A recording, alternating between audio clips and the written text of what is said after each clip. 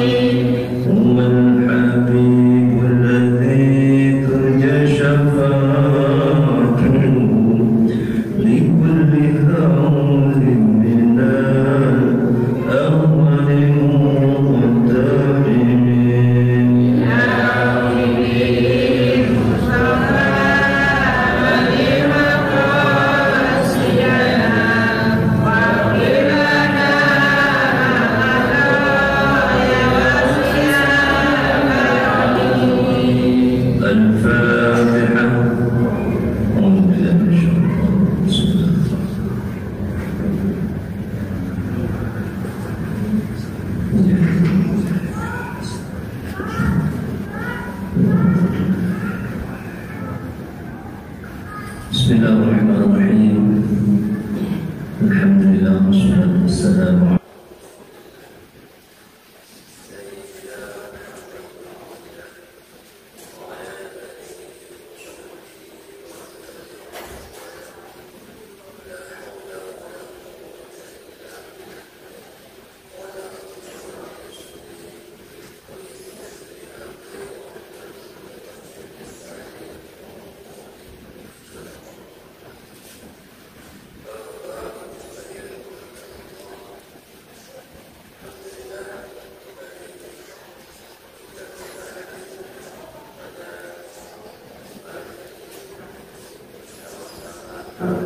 Saudara kami berjamaah dan melanjutkan kajian tafsir. Mudah-mudahan pertemuan kita membawa keberkahan, meningkatkan nilai dan kualitas keimanan dan ketakwaan kita kepada Allah Subhanahu wa Ta'ala. Amin ya rabbal alamin. Salawat salam kita hadirkan kepada junjungan kita Nabi besar Muhammad sallallahu alaihi wasallam serta keluarga dan sahabatnya dan seluruh pengikutnya yang setia menjalankan dan mengikuti sunnah-sunnahnya, termasuk kita semua. Mudah-mudahan telah kita boleh syafaatnya di yaumil qiyamah. Amin.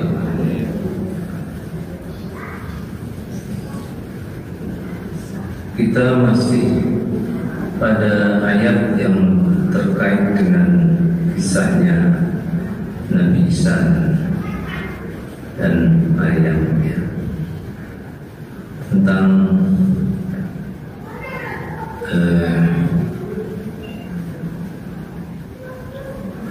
pernyataan atau peringatan Allah Subhanahu wa Ta'ala kepada kita umat manusia di mana Allah mengisahkan tentang Nabi Isa alaihissalam yang kemudian sebagian ada yang mengingkari, ada juga yang beriman. Nah, yang mengingkari terhadap penjelasan Allah tentang Nabi Isa itu, mereka akan disiksa oleh Allah dengan siksaan yang berat, baik di dunia maupun di akhirat. Dan di akhirat tidak ada yang bisa menolong mereka. Dan orang-orang yang beriman dan beramal soleh mereka akan disempurnakan pahalanya. Allah tidak menyukai orang-orang yang berbuat zalim. Dan itu Allah memberikan penjelasan pada Nabi Muhammad tentang ayat-ayat Al-Quran dan yang mengisahkan tentang Nabi Isa. Nah, pernyataan berikutnya adalah bahwa pernah saya singgung juga ini. Tadi ayatnya ini, Inna matsala Isa indallahi kamatsali Adam.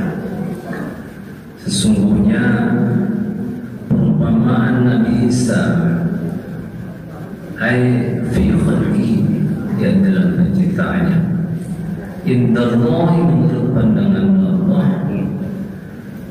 ya adalah kamatsali Adam, seperti dalam penciptaan Adam. Ya. Khalaqahu min turabin, dia menciptakan Nabi Adam min tanah, yakni min turab, dari tanah. Jadi Nabi Adam diciptakan oleh Allah dari tanah.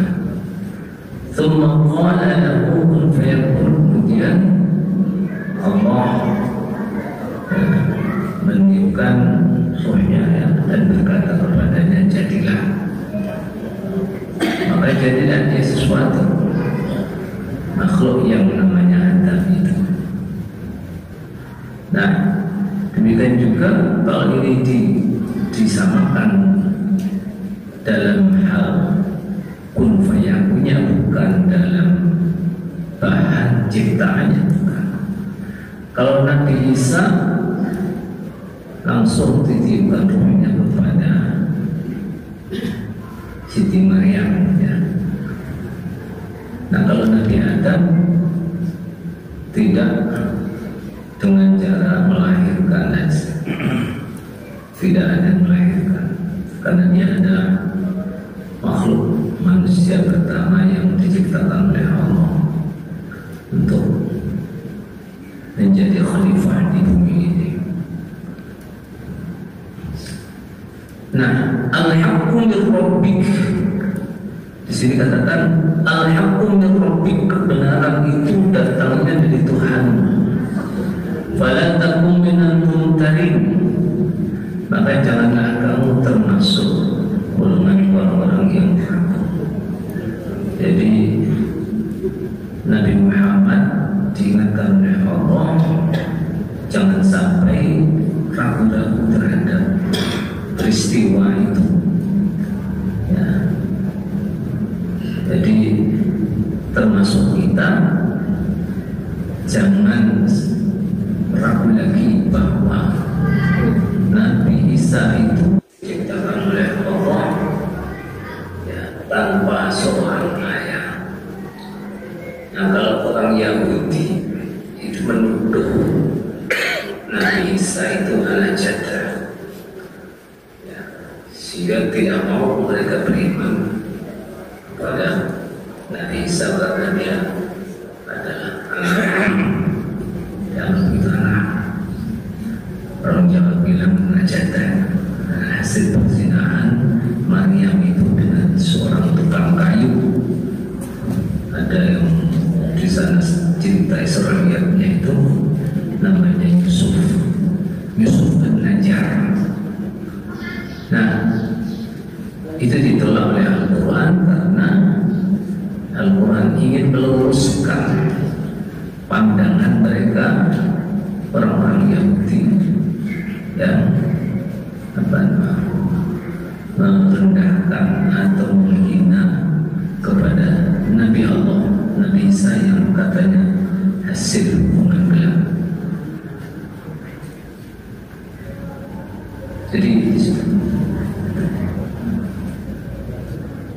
Jadi yang satu antipati, yang satu berlebihan dalam memuji siapa? Orang Nasrani. Jadi kelompok Bani Israel ini ada kelompok yang menuduh Nabi Isa anak janda. Tapi karena Nabi Isa ini memiliki mukjizat yang luar biasa yang tidak dimiliki oleh manusia lain pada zaman itu, bisa menyembuhkan orang yang sakit baros, sakit kusta, sakit gelang, juga yang bisa menyembuhkan orang yang buta dari lahir, yang bisa bahkan menghidupkan orang mati, yang bisa menciptakan burung dari tanah liat, kemudian dengan izin Allah burung ini bisa terbang hidup.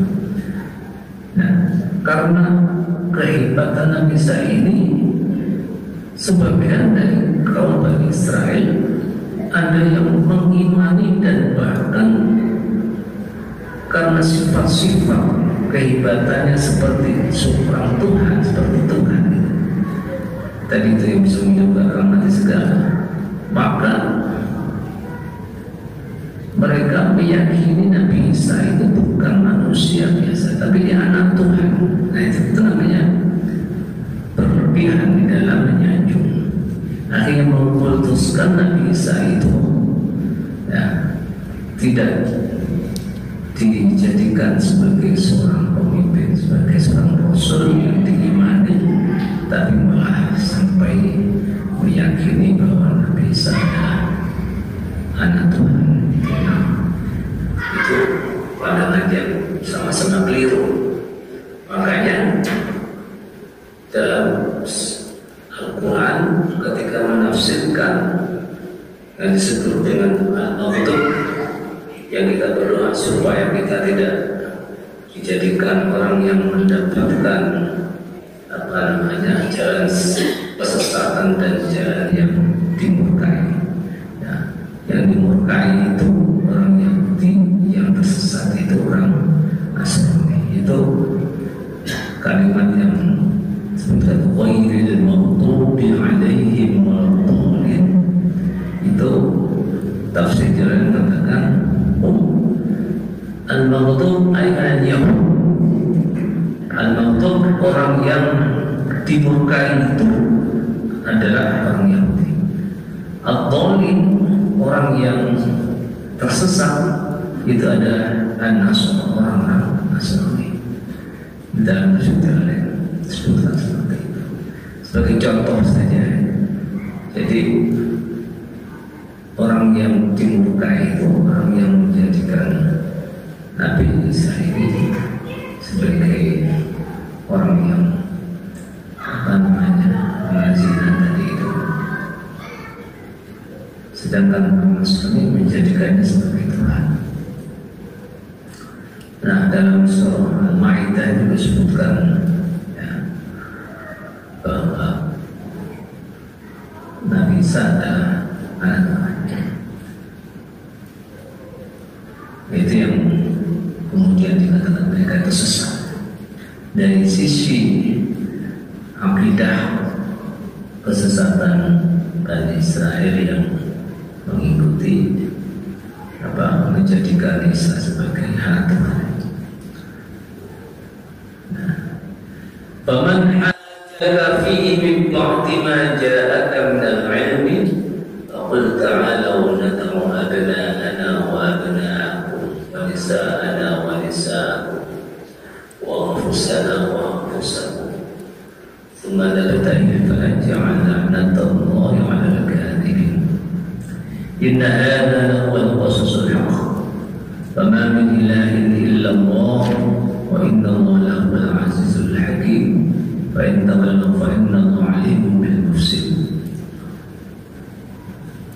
Faman hajjaka, maka barang siapa yang membantahmu wahai Muhammad, fihi, terhadapnya, artinya membantah tentang kisah kebenaran firman Allah yang menyatakan bahwa penciptaan Isa itu seperti penciptaan Adam, dan ragu itu ya.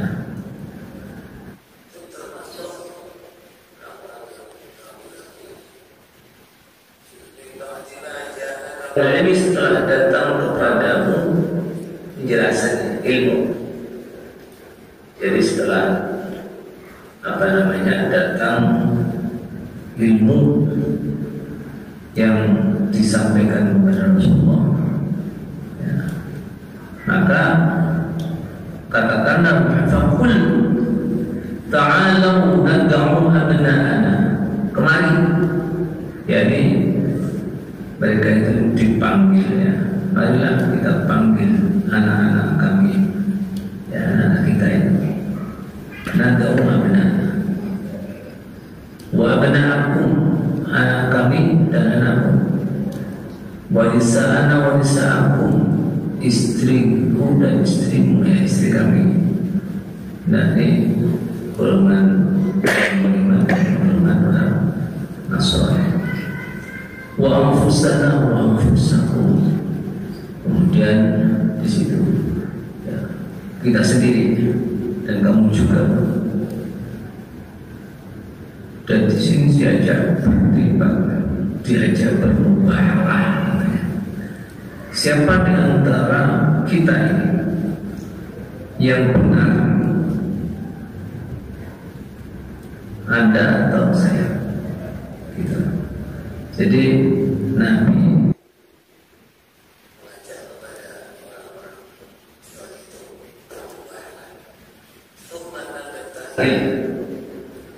dan kita berubah.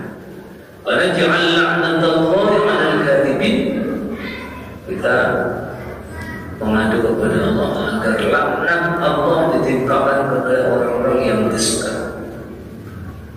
Jadi tantangan Nabi kepada orang-orang yang ragu-ragu terhadap kebenaran Nabi Isa sebagai orang yang diciptakan oleh Allah tanpa ayah,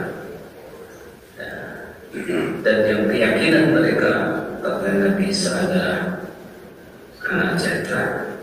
Siapa yang mau tuduhan itu, atau kami yang menjelaskan itu? Jadi kemudian itu namanya mubahalah. Nah, zaman kini itu ada mubahalah dulu.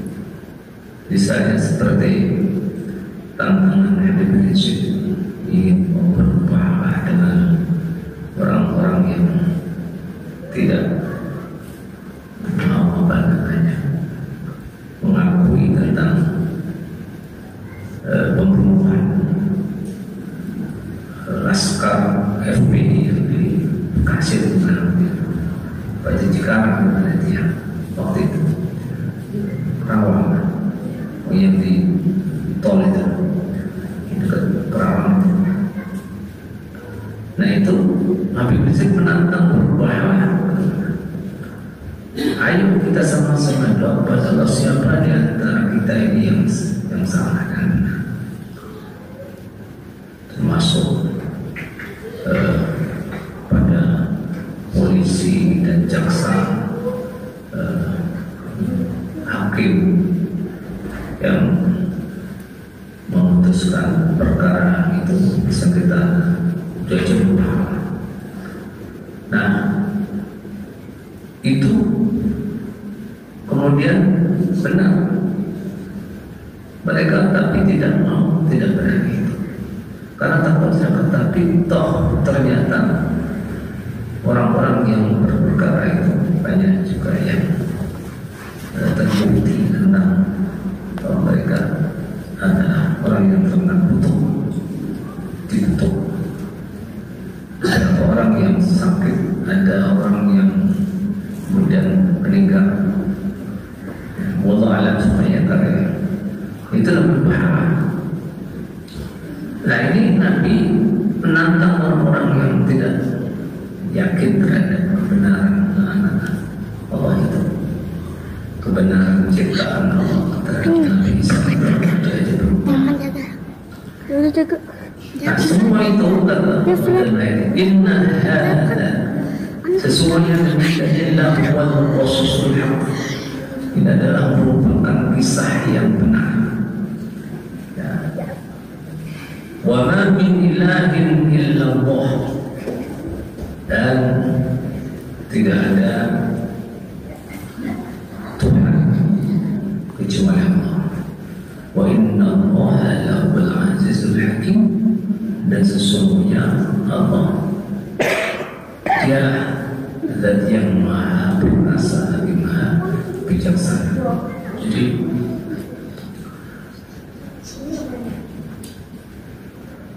semua yang telah terdapat itu adalah ketetapan Allah yang maha perkasa dan maha bijaksana. Fa in tawallaw fa inna Allaha 'alimun bil mufsidin.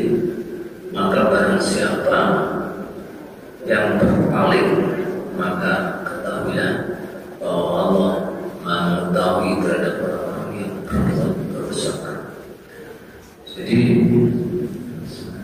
kembali di sini, orang-orang yang berpaling dari kebenaran, berpaling dari kepercayaan mereka terhadap kebenaran ayat Al-Quran itu, ya, semuanya itu diketahui oleh Allah Subhanahu wa Ta'ala.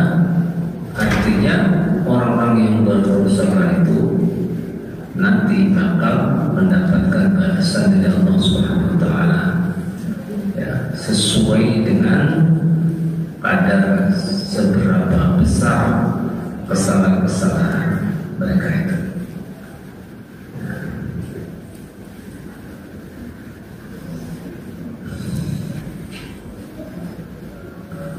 Kemudian ajakan kepada agama tauhid bila Ibrahim. Jadi setelah Al-Quran ini menjelaskan tentang Nabi Isa dan mujizat yang diberikan Allah kepada mereka, kepada Nabi Muhammad, ya, mujizat yang diberikan kepada Nabi Isa dijelaskan sedetail itu, maka Nabi diperintahkan untuk menyampaikan kepada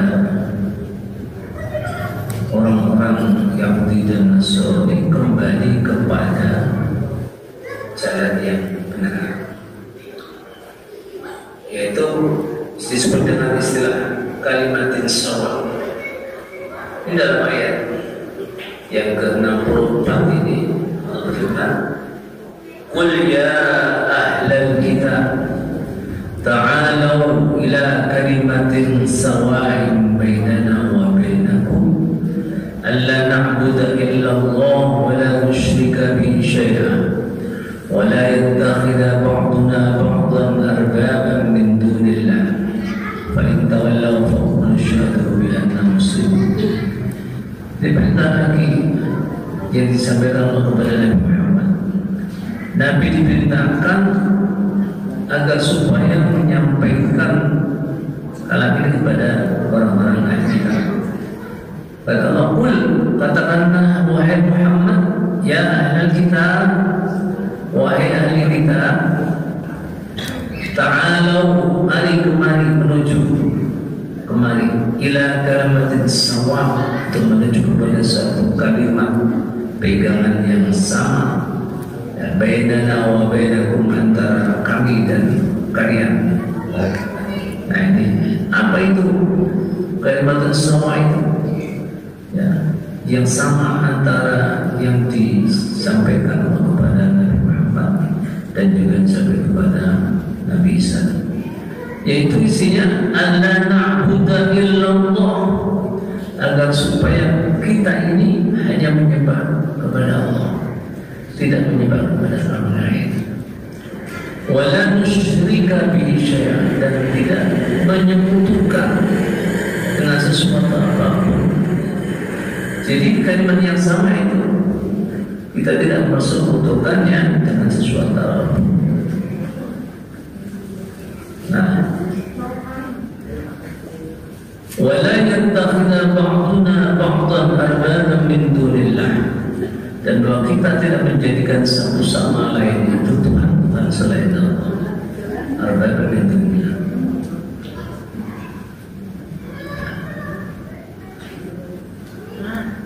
Fa in tawallaw, maka jika mereka itu tidak mau diajak kembali kepada kalimatun sawa, kepada pokok daripada ajaran yang dibawa oleh Nabi Musa, Nabi Isa, dan juga Nabi Muhammad, agama Yahudi, agama Nasrani, dan agama Islam. Karena hakikatnya sebenarnya yang dibawa oleh Nabi Musa juga agama Islam, yang dibawa oleh Nabi Isa juga Islam. Nah, kenapa kemudian itu disebutkan sebagai Yahudi dan Nasrani, tidak Islam seperti yang disebutkan pada Nabi Muhammad?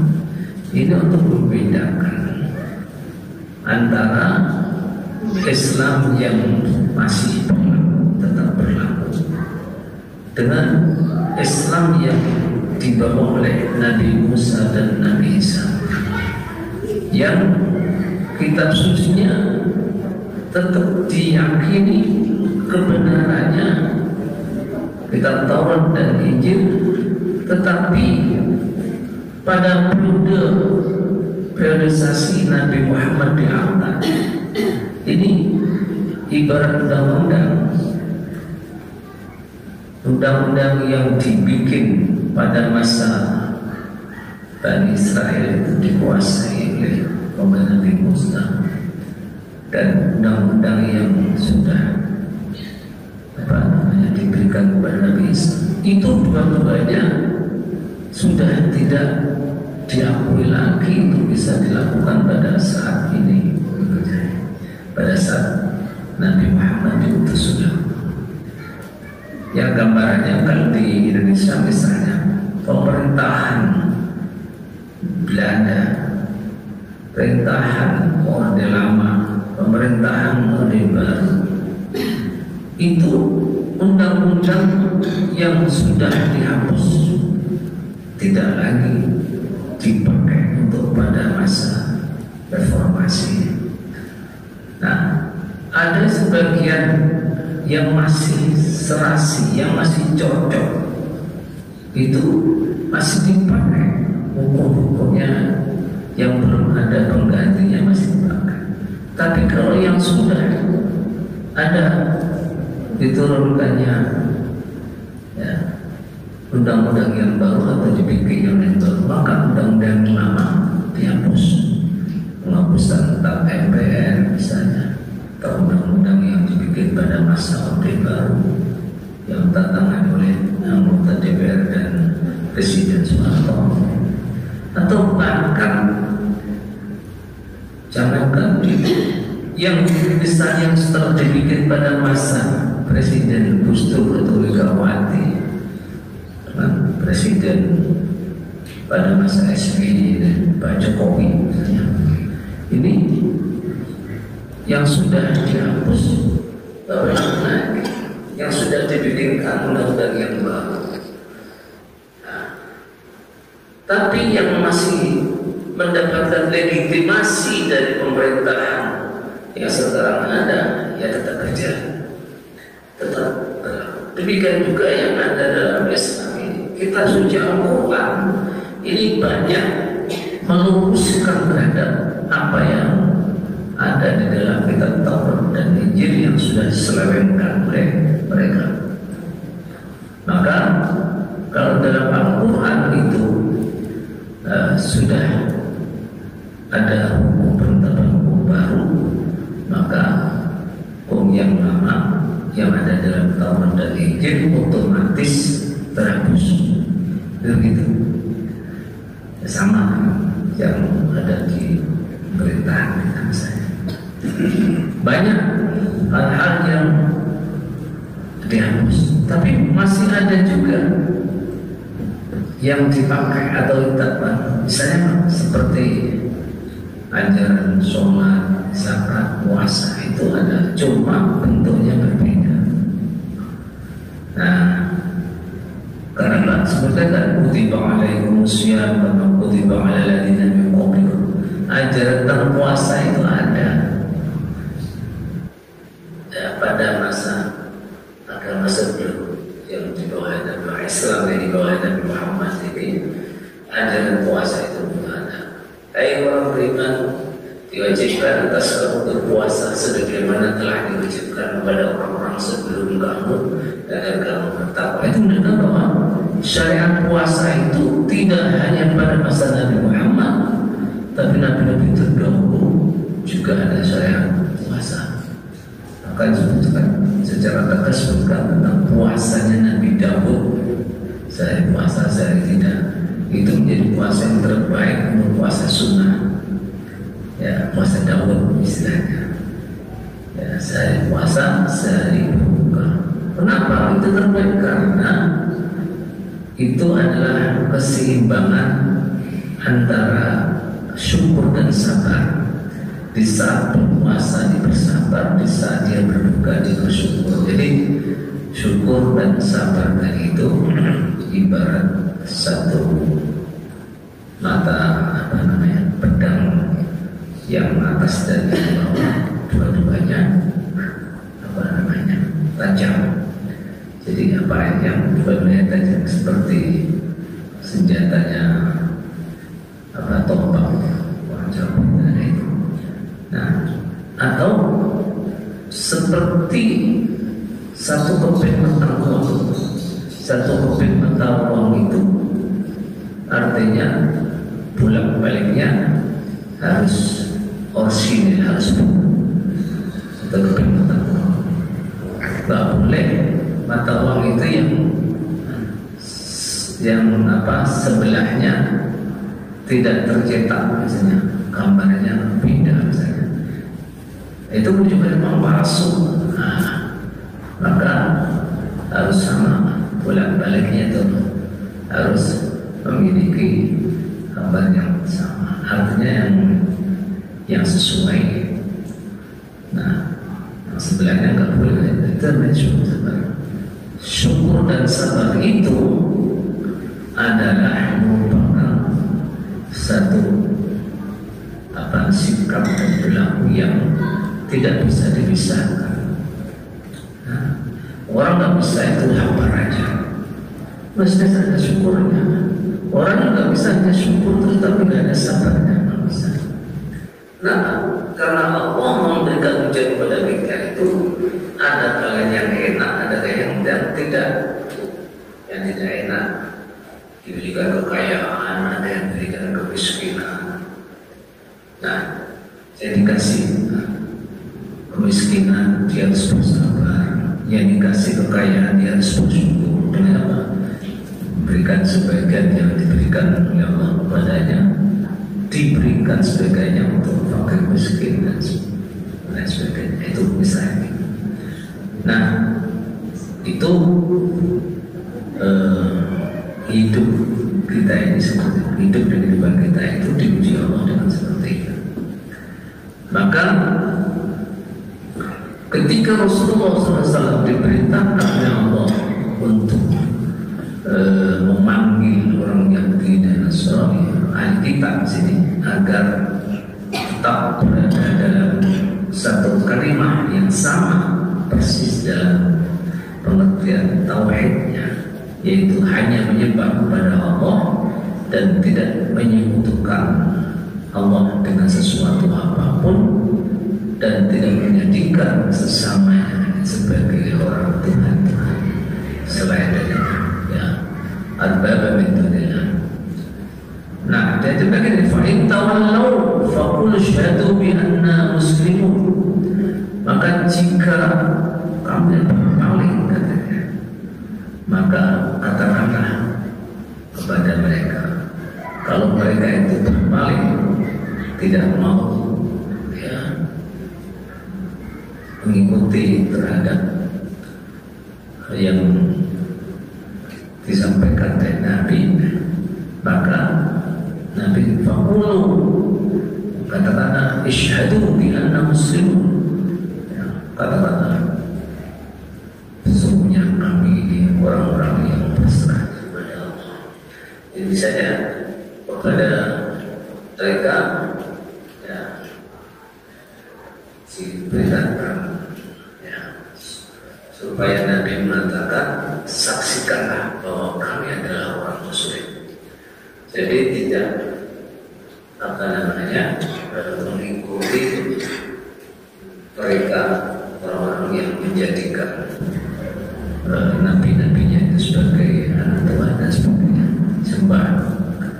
Seperti orang Yahudi menyebutkan Nabi Uzair itu anak Tuhan. Kalau orang Nasrani mengatakan Isa itu anak Tuhan. Nah itulah yang dimaksud mereka berpaling. Mereka tidak memurnikan tauhidnya hanya kepada Allah dan menjadikan nabinya sebagai Tuhan. Baik, inilah para sekalian yang kita pahami ya, yang kita bahas pada kesempatan kali ini. Insya Allah kita akan lanjutkan pada pertemuan yang akan datang ya, tentang